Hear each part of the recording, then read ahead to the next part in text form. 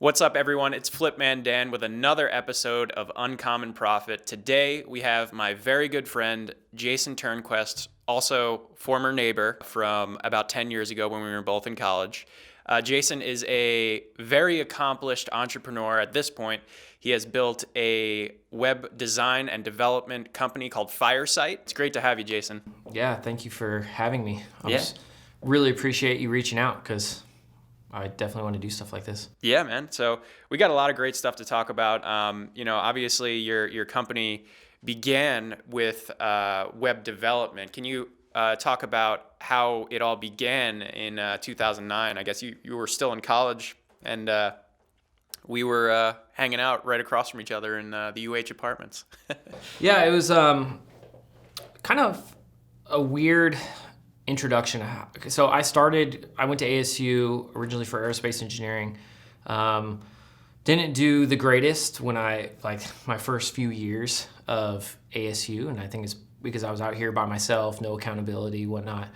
So I ended up switching to a business degree, and then during my business degree, I actually took a computer information systems class, and then after that, I got to kind of understand how websites were built a lot more through HTML and CSS, and a little bit of JavaScript at the time and a little bit of PHP. And after kind of understanding, how to build a website, I was working at a boat shop at the time, and I was just like, well, maybe I'll build something for you on the side, right? And so they had already had a website, and I kind of took my knowledge that I had learned from school and talked to them, and we ended up figuring out something like a little deal, and we built an e-commerce website and helped manage it for them. And that was before we had even started Firesite. And then Sean, my business partner, he was doing the locksmith at the time, and they had really been introduced to WordPress, because the great thing about WordPress at the time, it was a blogging platform, but most websites before that, a lot of times you use Dreamweaver. I don't know if you remember Dreamweaver. Oh, I remember right? Dreamweaver. Right, where you design it, you have your Photoshop file, and then you slice it out, and then Dreamweaver basically helps you kind of build the HTML, CSS. And so that process was great for building websites, but it was more of a static website. So any page that you wanted to add to the website, you had to go and you had to build a new HTML file for it. And so if you had a large site, then you would, in essence, you could have hundreds of HTML files. And if you wanted to change a number on one of them, they didn't share any component together. So you would literally have to go through all the pages to actually change whatever content you wanted to change. And so when WordPress came along, it was kind of like this, it's called a dynamic website. And so instead of storing all the information on the HTML, CSS static page side, it actually stores most of the data inside of a database, and then uses PHP to call in information into the different components, your header, your body, your footer. And then that makes it really easy to manage really large websites, because then now you have a dashboard. So instead of having to log in through FTP, which is how you access the files on a server, you could just log in through a URL, and then you could go and you could adjust content on any given page. So it made the web development maintenance process much easier. And so they were building those websites for Locksmith, because Locksmith, you had to, when you build a service website, ideally you want to have a page for every city, every service type, right? And so you'd end up with these websites that had 200, 300, 400 pages. And so Sean had kind of talked to me about WordPress a little bit, and that's kind of what they were using. And so I started to tinker around with WordPress when I lived in the Villaggio. And we basically would, I think what I did is I downloaded, because WordPress is an open source content management system. So you download it and you basically run it on your own server, and then you set it up, and then you can apply themes and you can add your own content and everything like that. So I started kind of tinkering around with it, was watching Mike the Situation at the time. You remember Jersey Shore? Yeah, of course. Right, so Jersey Shore, that was kind of like my big intro into web development, because a couple of the fraternity guys we were all watching it downstairs, and basically Mike the Situation was kind of like the character on the show. I don't know. He was kind of the funniest, the goofy, the class clown. And so I went and bought his. Yeah. So I went and bought his domain name, MikeTheSituation.com, and I set up like a little blog on it. And then we would just basically, I'd take content either from other news sources or I'd watch the show and then write like a little post about it. And then pretty soon the website started ranking for his name and it started getting a ton of traffic.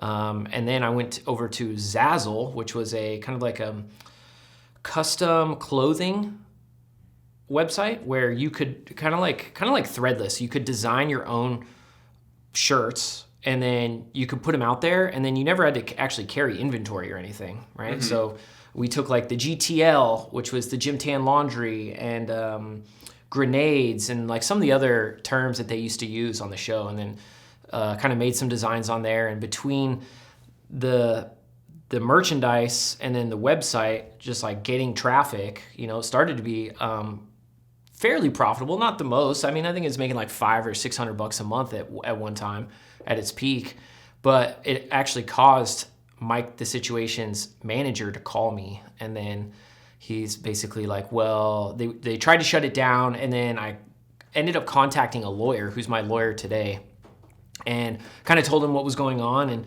we ended up putting together like a negotiation packet and then ended up selling him the domain name for like, I don't know, it was like maybe $7,500.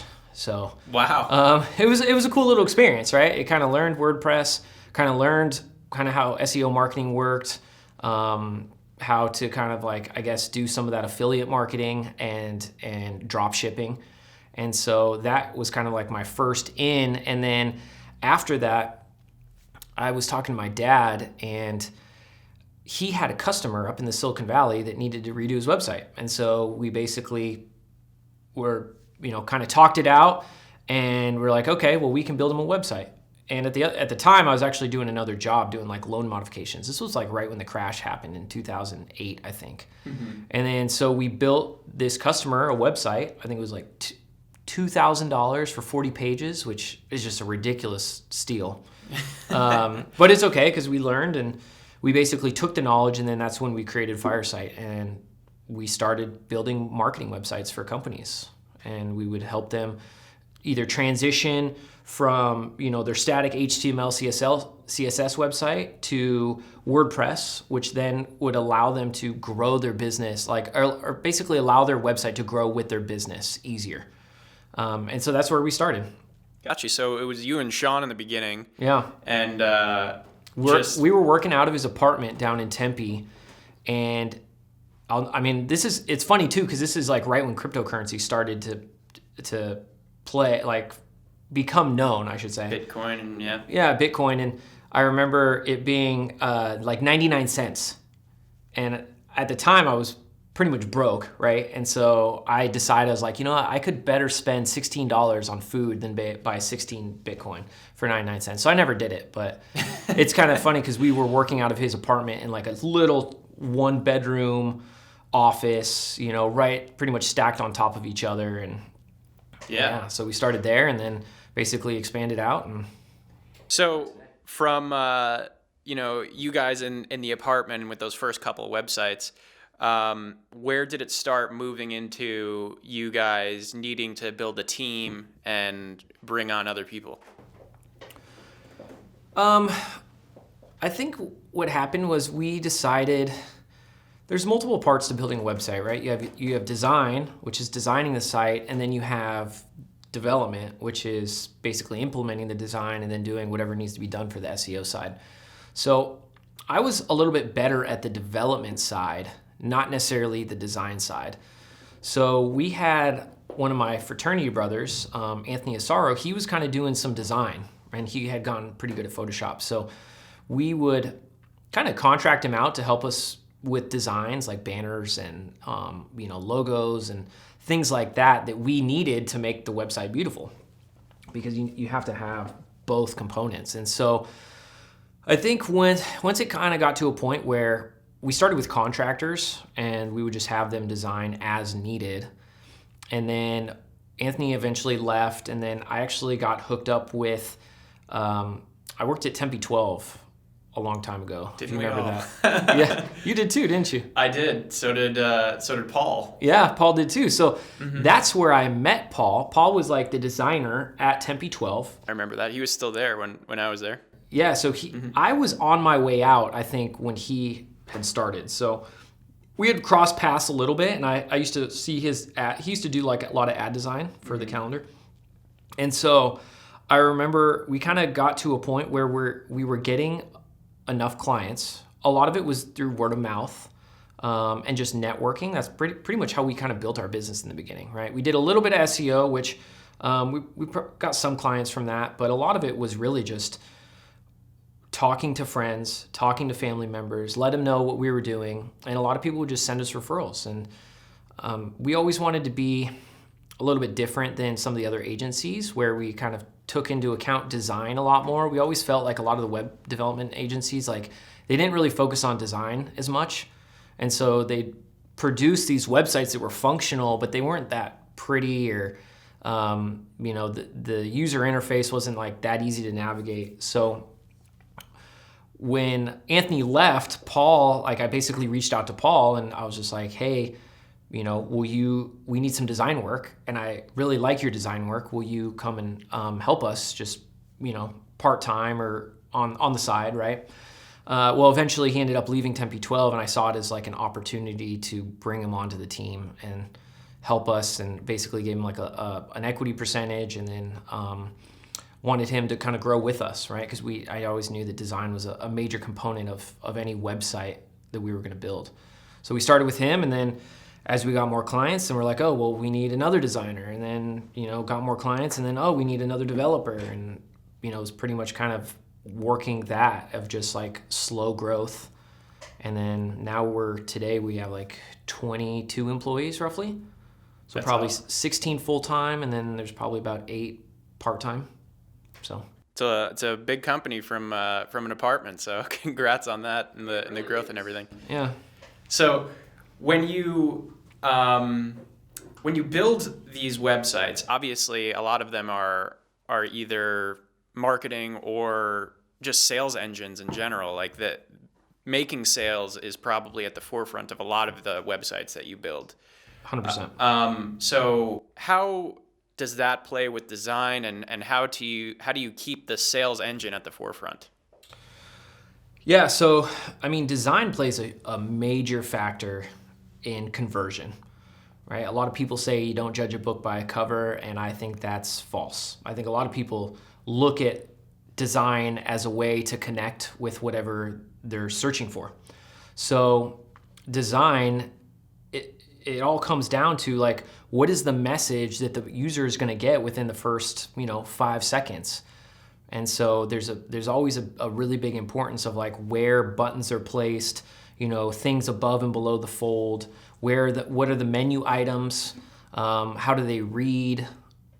Everything takes into account with the design, because ultimately, however that user feels when they go to the website and the information that they get, the quicker they're going to make a decision. And so conversion is probably one of the biggest things that we like to focus on, and design is a major component of that conversion. Right. So what tips would you give to business owners, or, whether it's small, medium, or large, as far as what they should be doing to keep conversion optimization at the forefront? Right. So it all starts with data, right? So understanding Google Analytics, going through and using tools like Google Analytics to understand like your bounce rate, what traffic are you getting to your website? And then traffic breakdown, like what is the percentage of mobile to desktop? Where are the hits coming from? Are they coming from the East Coast? Are they coming from the West Coast? Are they coming from overseas? So looking at the data is how you're going to deduce what you need to optimize. So if you have a high bounce rate, right? And a bounce rate is it's like the percentage of people that come to your website, they look at the page, and then they leave. So the higher the bounce rate, the higher number of people are coming to the site, looking at it, and then just leaving. So a really good metric to try and optimize is bounce rate, so the goal is to try and get somebody to go to another page somehow. and that's usually through a call to action, right? It could be, some people use pop-ups, right, where you put in your email, you get 20% off, and then you click submit, and then that takes you to maybe a blog post, or maybe it takes you to a white paper, or maybe it takes you to a video, or so that's one way to do it. Another thing I would say is like, not only your analytics from like your traffic numbers, but also there's some really cool tools out there like Hotjar. Hotjar is like heat mapping data. So what you can do is you can install this script onto your website, and what it does is it'll track where users are clicking, and then it'll also track how far people are going down the page. And then so what you can do is you can kind of build this like understanding of how people are utilizing the website, what buttons they're clicking on, what there might be text. You might have a block of paragraph text that you notice a lot of people are clicking on keywords inside of the block text, but there's no links anywhere in that text. So a really easy way to maybe reduce bounce rate might be to, okay, well, let's take that block of text and maybe we add hyperlinks to those keywords that people are clicking on that will then take them to a subsequent service page or a blog post or a contact page. Right. So there's so many different things to do for potential businesses, but really it just comes to gathering data, it seems, and making informed decisions about that. So with your business, are you coming in, and is it, with these service-based businesses, is it more so like a one-time purchasing, or is it like you're going to become like a partner where it's monthly recurring revenue, and businesses have you on to kind of inform those decisions and gather that data? How does that work with your company? Yeah, we have different types of relationships, right? Some companies, they might come in, they might already have a marketing department that is doing some of that stuff. So we try to be kind of like your web development partner, right? We built the business around more of the engineering and design side of the web, and not necessarily the marketing, right? The outbound marketing, your SEO, some of that stuff, which we are looking at adding that as a product. But right now, a lot of times we're your go-to. We are the people that you can always call. We're reliable, we're consistent. And so some of our partners, they'll call us, we'll build the website, and then we might not hear from them again for 6 months. Other partners, they're a little bit more into what they're doing from a development standpoint. And so some of us have us on retainer, and we're constantly optimizing the speed. We're constantly, adding new pages, adding new products, things like that. So it really depends on what the need of the customer is. But, we want to attach ourselves to our partner and, be that resource that they can fulfill what they're looking for and grow with them. Gotcha. So switching gears a little bit, I know that you guys, we mentioned it prior to the interview, but Ethereum mining, that's a pretty drastic shift almost, but kind of complements what you guys do a little bit, because you're on the, you have like almost like a data center and racks and all that stuff. So using that power for Ethereum mining, how did you get into that? Yeah, so cryptocurrency. I had an employee that worked for me, super smart guy, and he used to kind of talk about cryptocurrency, mainly like Dogecoin and Bitcoin, right? And he would tell us how he would set up, and mind you, this was back when you could use like a regular computer to mine Bitcoin or Dogecoin. You didn't need a graphics card. You could do it with like your regular laptop CPU. And so I think he would talk to us about it, and I never really clicked until one day when we moved into our new office, and we kind of had this new office space, and I don't even know how it came, like the conversation came about, but he was kind of like this. I think he started talking to us about it when Ethereum was about $10. And he kind of showed me what it was and how Ethereum operates. And Ethereum is a completely different cryptocurrency than, let's say, Bitcoin, right? Because Ethereum is trying to build what I call the future of the internet, where you can have this platform facilitate transactions between individuals. And that transaction could be monetary transaction. It could be in the form of art or real estate or tangible goods, anything like that. And so Ethereum really piqued my interest because being a, computer guy and understanding kind of where the internet is and where it's going, I wanted to kind of understand it more. And so we started talking about building a miner, and he said that he could help me build it. So we went online, I bought all the parts, and we built our first Ethereum cryptocurrency miner. And it basically was a rack of 6 GPUs. They were RX 580s, which is like an AMD GPU.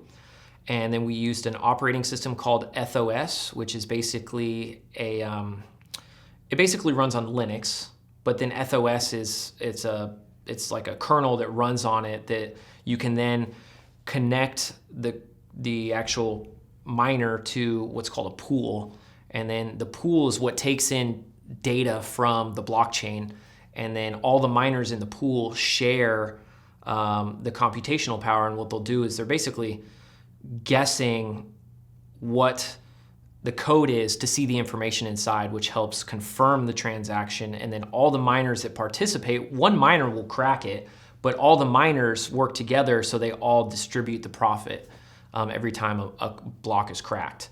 And then but the cool thing about this is it just keeps doing it, right? Like I think a block is cracked like every 15 seconds roughly. And so it was kind of, honestly, it was thrilling to do this, knowing that we were kind of helping this platform that had a much bigger, grandiose idea of what, really the internet could be, but it all starts with the base infrastructure. And so learning that and understanding kind of how the miners worked and how they provided value, and, you had to have the miners for the network to grow. Now, eventually that will change, and as the Ethereum network changes and software, more programmers write more software to help it switch into what's called a proof of stake system, which will eventually kind of get rid of the miners. And it's a different confirmation process. Okay. Wow, man. No. I mean, like I kind of understand, what's being said, because in a sense, like you're just like all of the cryptocurrency has to be mined, and there's a limit, a finite amount, correct? Right. And like the more that gets mined, the less or the more valuable it becomes, I guess. And so, yeah, that's how Bitcoin started. Bitcoin, there's a finite amount, right? Mm-hmm. So there's like 21 million Bitcoin that can ever be produced. The only way that you could essentially create more Bitcoin in the future is you'd have to do what's called a hard fork, where you basically fork the code, but then you have to rename it. So you couldn't call it Bitcoin. You'd have to call it like Bitcoin Diamond or Bitcoin Silver, whatever you want to call it. And Bitcoin in itself is kind of like the OG of the cryptocurrency world. So I kind of look at it as like, those are the Mickey Mantle baseball cards from the 60s. You know what I mean? Like right. Very few people have them. They're worth a lot of money. Do you see Ethereum eventually usurping Bitcoin and like becoming the main cryptocurrency, or how do you see crypto playing out in the future? I definitely think that the smart blockchain platforms, so Ethereum is probably one of the original smart blockchain platforms. You also have some other ones that are coming up. Polkadot is another one, ADA or Cardano, Tezos.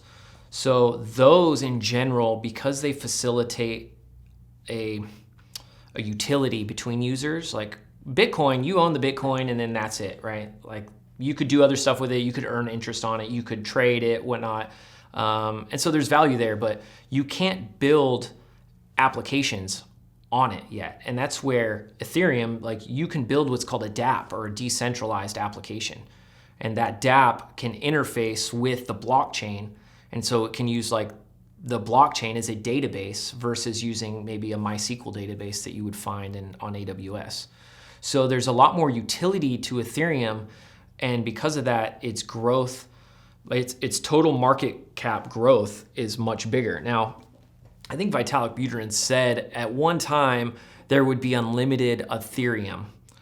Now, I think he's maybe reverted his mindset on that. So there wouldn't be an unlimited Ethereum, but Ethereum was not necessarily designed to be the price that it is, right? And it's and partly because every transaction on the Ethereum network costs gas, right? Right. And so the cost to mine it, or is that what that means? yeah, it's the Or to cost. It's like refer the back cost to of the doing database? business, right? So if you want to, it's like the equivalent of you sending money in Venmo, and Venmo charges you, $1 to transfer the money, right? Mm-hmm. So that dollar wouldn't go to Venmo, but in Ethereum, that dollar is going to the miners to confirm the transaction and confirm that you have money in your wallet, A, and then B, to confirm the transaction can go to the wallet that you're sending it to.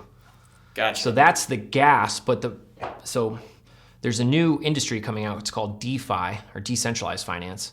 And that is the idea of like taking all your banking products that you would find in like your normal bank, or like your normal credit union or thing. Like you have lending, you have credit, you have just regular like compound interest earning accounts, things like that are all being able, like you can do all that on the DeFi network. But the problem that Ethereum is facing right now is that the cost of the transaction, I made a trade this morning, like right before I came here, and it was like $60 roughly to perform the transaction. Right. And on days of really, really high volume, I've seen it as high as like $700, which is just unsustainable, right?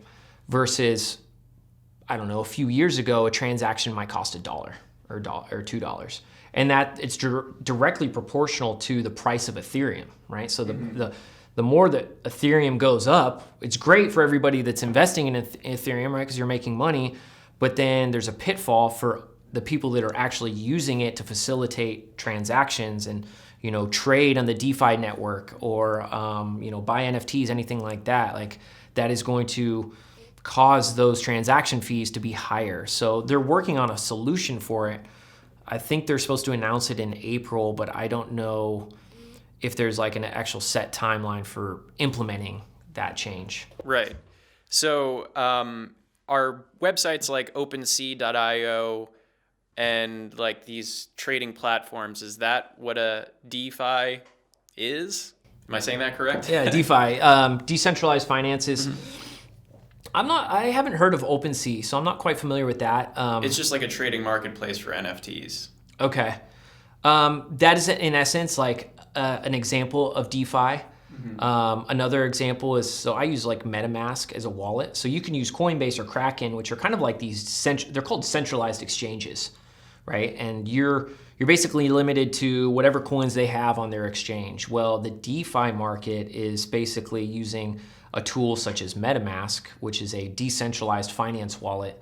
And then you can directly hook into something like Uniswap or SushiSwap, and you can trade any token on the Ethereum network, right? And there's tokens for all parts of the network infrastructure that is being built. So you have security, you have AI, you have machine learning, you have lending, you have compound interest, you have security, right? So all those different aspects of the network is being built, and you can essentially buy those tokens for that company. And I kind of look at the decentralized finance market as almost like a kind of a combination between like your Forex market, because you have stable coins. So you can sell out from your whatever token you're in, you can sell out into a stable coin, which is usually pegged to some fiat currency. So like USDC or USDT is a stable coin pegged to the US dollar, right? But you can use these decentralized exchanges to then trade whatever is available in the network. And then you're not limited to, kind of like what happened with Robinhood, where they shut down trading for the GME stock, right? You could only sell it, you couldn't buy it, right. Which then in effect like sunk the price of it, because everyone's just like, well, I can't buy any, so I'm just going to sell it. And so, and they have their reasons why they had to do that. They have to, there's a lot of financial regulation that goes into, because I think they're on the hook for a lot of that money, right? Mm-hmm. Where in the decentralized market, anything goes. So like if there's foul play going on, I mean, it sucks. And eventually there will probably be regulation around it eventually. But you don't get into these issues that you might have of like a centralized exchange doing what they want because they have to fulfill some obligation. So it's still the wild, wild west. I don't even know what's going on, honestly. It seems like it, and just recently, people have been mentioning, or the word NFT is kind of a buzzword just this past month. It's kind of exploded in interest. It's crazy. And what's your thoughts on NFTs and people trading GIFs and JPEGs and that for exceedingly large amounts of money? Yeah, I mean, it's insane the amount of money that people are spending on these, and it's absolutely absurd. But I mean, I remember, so I think when we started mining back in 2017, maybe it was 18, but there was the first like NFT that kind of became popular was called CryptoKitties. And they were like these NFT cats, like they were like animation kitties, and people were buying them for Ethereum. And so that was kind of my first experience with NFTs. I never bought one, but it was kind of all the rage in the crypto market. Now, it's really, really exciting because I think NFTs are going to help people come to the blockchain and crypto in a way they probably don't understand some of the stuff I'm saying, right? DeFi and some of these terms, like they're, confusing. But art, we all know that art has value, right? The Mona Lisa, a Picasso, things like that. And those are original works of art that can't be replicated. I mean, they can be replicated, but it doesn't mean they're authentic. And so the idea, it's a beautiful use case to see art come to the blockchain in the form of NFTs, because it allows for these digital assets to where you can own this NFT that can't be replicated, it can't be duplicated. And some people will say, oh, well, you can take a screenshot of the NFT. And it's like, okay, well, great, you took a screenshot of it, but that doesn't mean you own like the actual physical, what do you call it? Like the authentication code that goes along with that to confirm that that's like an authentic piece, like a one-off piece. So I think it's really exciting to hear like Gary Vee and Logan Paul and some of these guys like really start to get all in on crypto because of NFTs. And I think you're going to start to see that a lot more here in the future. And it's just exciting because it's going to bring so many people to crypto through art, which is just beautiful. Yeah. So you mentioned before that Ethereum is it a smart chain, or is smart? What's the definition of that? Yeah, so it's a smart contract. Okay. So basically it allows users to facilitate a transaction that you don't need like an escrow agent or anything like that. The computer code, the software code acts as the facilitator for the transaction. So no middleman. No middleman. So Right. It's like direct. It comes in, you want to sell it, this person meets the requirements, the code says execute, transfers the data or the money or whatever it is.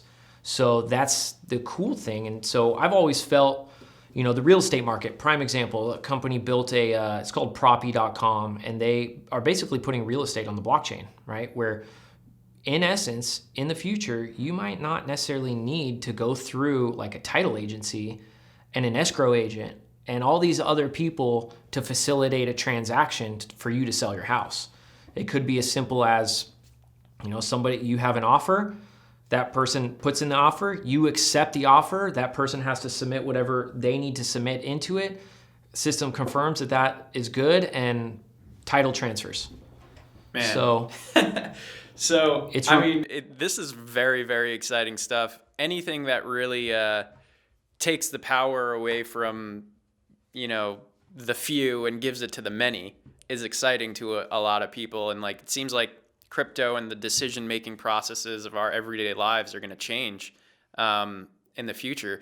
Do you see that? There's a couple of paradoxes too. Like, one is that the value of these cryptocurrencies is, being evaluated in these current currencies of, the USD and that sort of thing. Mm-hmm. And it seems when one gets more valuable, the other not as much with dollar. You do see a shift happening where we're just going to transition as like a world to cryptocurrencies. I mean, it's true. And I mean, the internet of today wasn't built for 7 billion people, right? And so cryptocurrencies They're not attached to government entities. They're not attached to, some of them are attached to corporations right now. There are definitely some. But, the decentralized ones, they are out to remove some of the entities in power from currency and, I guess, shareholding. So the exciting thing around that is that as the internet grows and more people get on there, right, you find these bottlenecks. And prime examples, like you were saying, with the correlation of like the US dollar and cryptocurrencies, they tend to work inversely. So as the US dollar index has gone down, we've seen the price of currency, like cryptocurrencies, go up. And we're fortunate here in the United States. Like, we have the most powerful currency in the world, right? The US dollar. But that's not the case for a lot of other countries around the world. And they have to deal with market manipulation and greed and, the power, only a few holding the power of so many. And so it's kind of amazing because crypto has always been retail investors, right? And so the last bubble that happened, it's mainly all retail investors that are buying and selling. But now what you're seeing is this institutional money see the value of where the market is going. And, it's kind of like the Blockbuster Netflix paradigm where it's like you either adopt or you die. And so I think that's what we're going to kind of see over the next 10 years with crypto in general, is that we're giving power back to the people. And, there might be bad actors and it might be used for bad things, but what currency isn't at this point, right? The US dollar's by far the most laundered currency out there. It's used for the most dangerous things. So I don't know. I think a lot of people are just kind of hedging against, the Fed and what they're doing by printing all this money, right? We add 20% of the total US dollar supply over the last, stimulus package, which, what will that do for inflation? I don't think a lot of people necessarily know yet. And so a lot of rich folks are, I think, putting some of their portfolio into crypto because they want to hedge against that inflation. Seems like a smart decision to make at this point, and seems like a lot of people are kind of jumping ship and getting onto the other boat essentially. So, do you see any issues with like the number of these currencies popping up, or do you see people like gravitating towards one or two, or how does that play out with multiple coming out in the crypto world? I mean, there's so many companies that are coming out nowadays. I think it depends. You have to watch out still because it is the Wild West. There are some projects that they'll come out and then they'll do what's called a rug pull, which is basically, you might have a bad actor within the company that's doing malicious things, and they'll pull all the liquidity, maybe because a lot of times they're inside jobs, right? It's a developer within that company that's working, and they'll pull the liquidity and they'll basically steal it. And then anybody, like if you pull the liquidity on an exchange, then there's no way that people can buy and sell it. So then it just, it basically immediately tanks because, again, people can only sell, which, like the GME thing, is not great, and that's why there will have to be things figured out around that. But different cryptos are out to solve different parts of the market, right? So you just have to do a lot of due diligence and research and understand, like, there's a lot of white papers out there for these projects, so they kind of describe what they're trying to do. And that kind of helps you sift through like which ones are good, which ones are maybe just like smaller, maybe they're not going to go anywhere. I get a lot of information from Twitter and Telegram and Discord, because a lot of these, they'll do these open groups. So you can kind of go in, you can talk to these developers, you can talk to people in the community and understand it more. So, I mean, there's a lot of great projects out there that I think are going to do a lot of great things. Awesome. So, bringing it back to, we're talking about revenue and that sort of thing. How has your company, you personally, focused on building some recurring revenue models and just thinking about ways to earn passive income, either as an entrepreneur or just a solo person? Well, I think a lot of our projects, they can be one-off builds, but then we also try to push maintenance, right? So maintenance is a recurring revenue model where we are connected with the customer and we try to help them in whatever capacity that may be. So that's a recurring revenue model that we've been doing. We're in the process of kind of trying to create like a growth marketing package within our company because we have focused on the engineering side for so long, which is different than a lot of other marketing agencies. I think if we can adapt and build and strategize a good growth package, we can then take our knowledge from the top down and start, you start with the web, which is your foundation for everything. Your website is your foundation. And then from there, you move down into, all your different marketing channels that can then drive traffic to that one instance. So trying to do a little bit more of like a recurring marketing model, something we're currently working on. Obviously, the cryptocurrency is one thing that we've been mining at our office for a really long time. That's a really nice passive income generator because there's basically no employees. Those servers run 24/7. They don't need really a whole lot of maintenance to keep operational. And even though we're not getting paid in US dollars with that, we're getting typically paid in Ethereum or whatever cryptocurrency we're mining, but we pretty much stayed with Ethereum most of the time. We'll just leave it in there. And then, it's kind of a long-term game when it comes to that. So those are some ways that we've built our recurring revenue models. I think marketing is definitely going to be a big thing for us, though, and that's something that we're kind of working through right now, trying to strategize and figure out a process of how to make it, the level of quality that we seek when we do web development and app development as well. Gotcha. So I'm just curious, with the Ethereum mining, like, do you need to pay taxes on that, or like, how does that work with the? Yeah, you have to. We haven't done it yet because I don't. Honestly, I need to find a cryptocurrency tax guy because if you mine it, it's counted, I think, as personal income versus if you buy and sell it, it falls more under like capital gains. Mm-hmm. But if you mine it and hold it, does it turn into a long-term investment? Right. Maybe, because a long-term investment is an investment you hold for over a year, and then you have reduced taxes for doing that. So I think that's something that we've talked to an attorney before, but it's something that we're going to have to look into a little bit more. Mm-hmm. Yeah. I'm kind of the type that it's like, let's just start and get it out there, and then we'll worry about the tax man later. Exactly, yeah. Instead of buy and hold, it's mine and hold. Mine and hold, yeah, exactly. That's cool, man. So you guys have like a really cool culture at your company. It seems like you guys have a lot of fun and like are pretty laid back. How do you go about building culture in your business?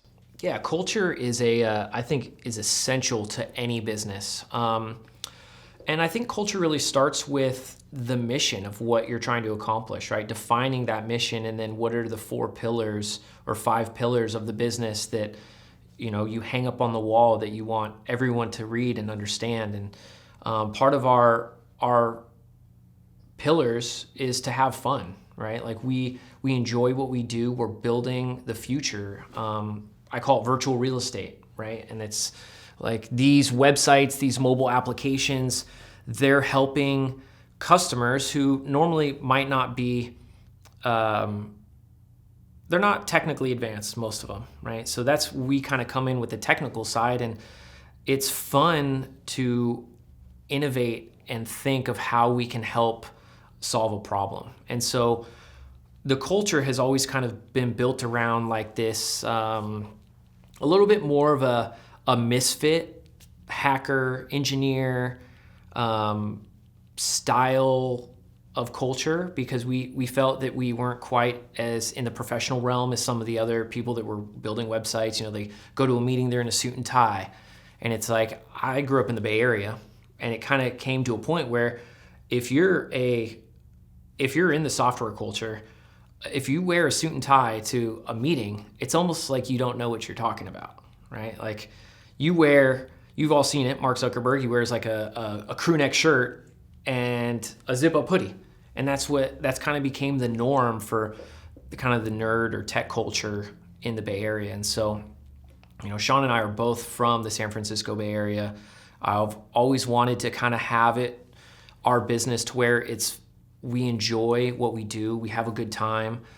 Sure, we have, just like any business, you're going to have issues with individuals or just in general, like things come up. But I think the point is that we always tried to bring in friends or friends of friends or referrals from people. So then that way we had like a connection with them, not just like, hey, like, I don't know, some random person that hit us up. Now we do bring on random people. I don't want to lead and say we don't do that, but I think the point is we want to enjoy each other's company while we're there and help each other grow. We're not just here to get money and then be done with it. It's like, how can we work with each other outside of the office? Some of the guys, they'll do side projects together, which I'm always a big fan of people doing side projects. I think it's really good for your mind if you can work on something that's not like your main day job, because it can get monotonous, right? So you have to break it up and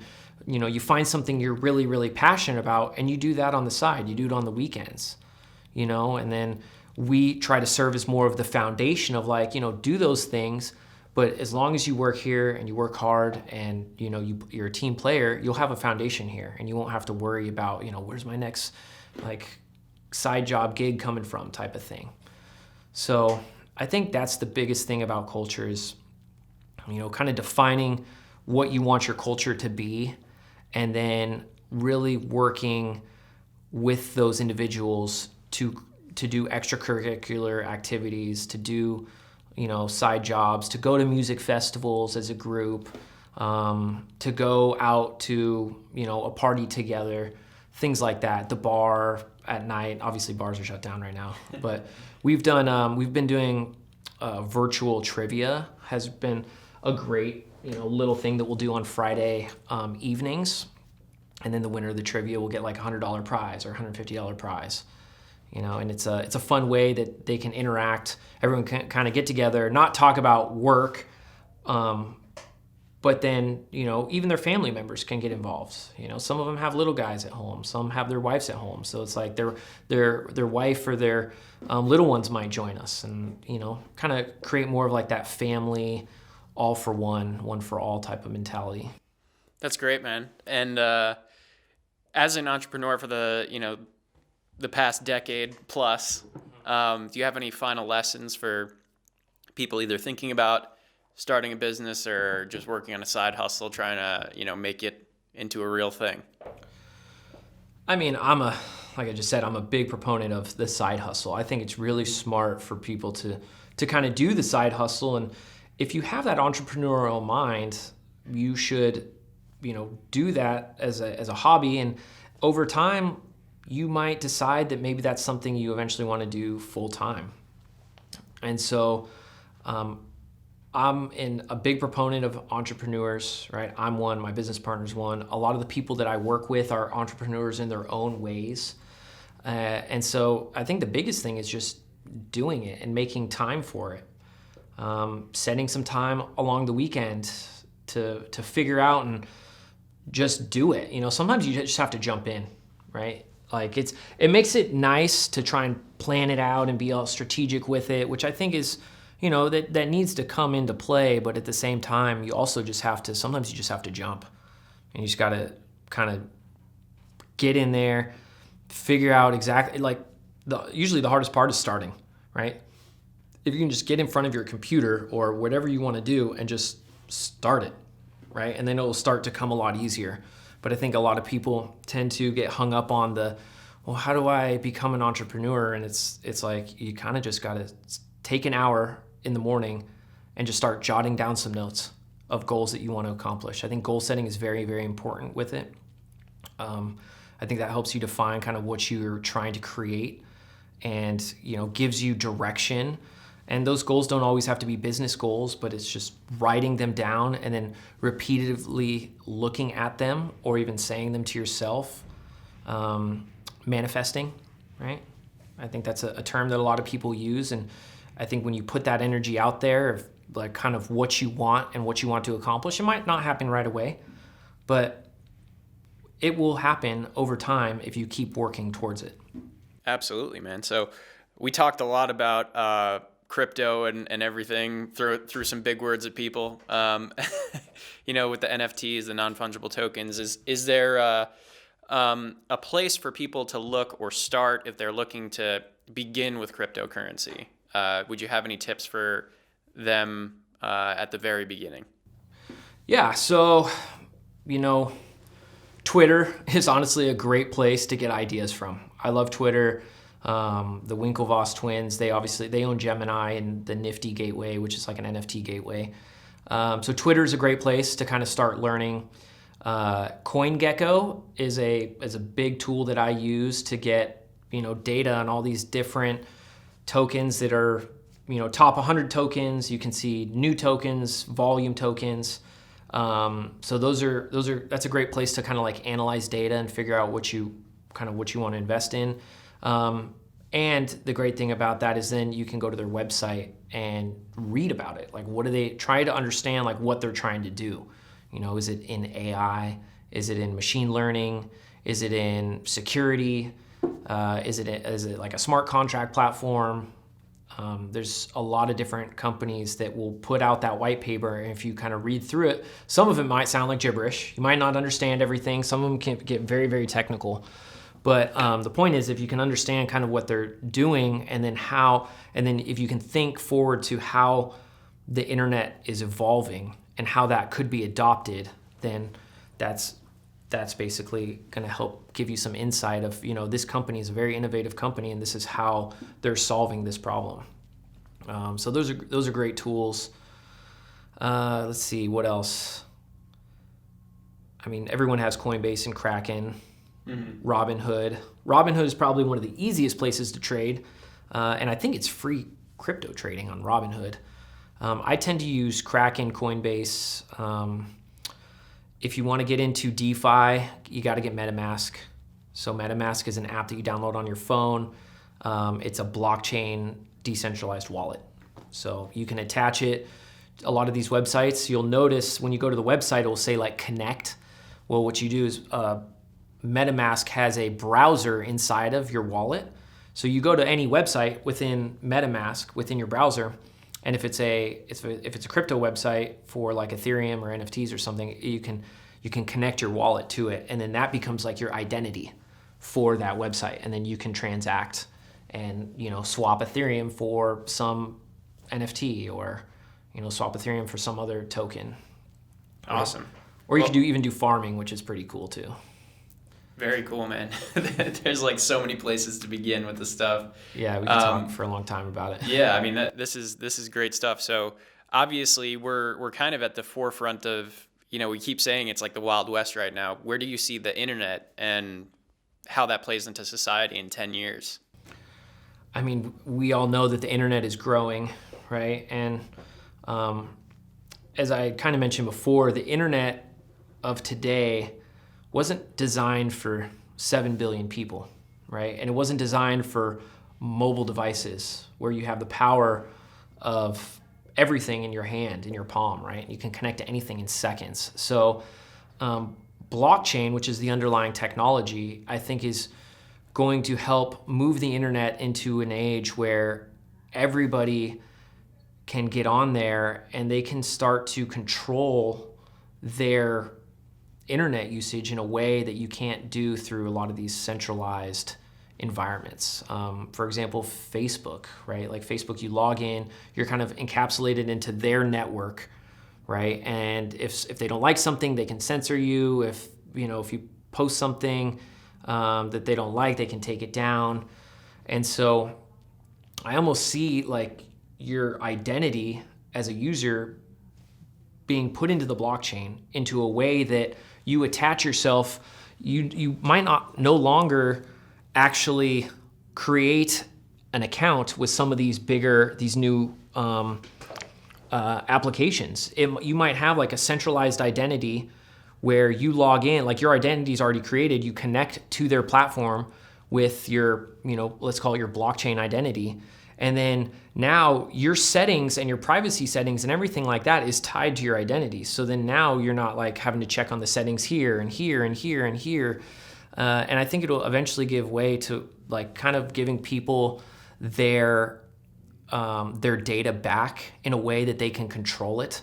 Because right now your data, like you can't really control it, right? You can't really see what ads you're gonna get on Facebook. Like you can't do any of that. So I almost, it's funny, I was talking to a friend the other day about this, and I don't know if will actually happen, but I almost think that eventually, like when you do have this identity that's tied to blockchain and you do control your different, like your different privacy settings, like you might join YouTube or a YouTube variant of it that's in blockchain, and you might have settings in there that in order for them to show you an ad, you get a small percentage of that ad revenue, because ultimately the business is paying that ad, and most of that ad money goes directly to the network, and then the users are kind of left looking at all these ads and they don't get anything, but the platform's taking it all.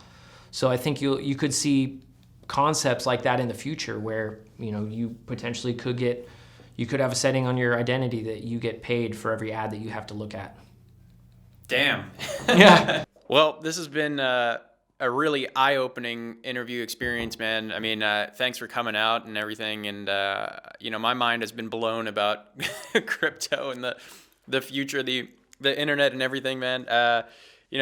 Do you have any final thoughts for the Uncommon Profit audience to leave us with going on into the future? Yeah, I would say, make sure, A, you have a really good website or a mobile application. If you ever need consulting, we can always help with that. And B, buy cryptocurrency. Set it and forget it. 5 years from now, 10 years from now, cryptocurrency is not going to go away, in my opinion, at this point. It's already been validated. It's there. You now have institutional investors investing in it. So, treat it like you would a long-term stock account. Go throw a couple thousand in it. Awesome, man. So where can we find you at? Where social media-wise? So our website is firesite.com. You can check my Instagram. It's firejason. Twitter is also firejason. Our Instagram for Firesite is Firesite. You can go on there. You can see some of the work that we've done recently. And yeah, that's pretty much or you could just Google us. That works too. All right. Thanks so much, man.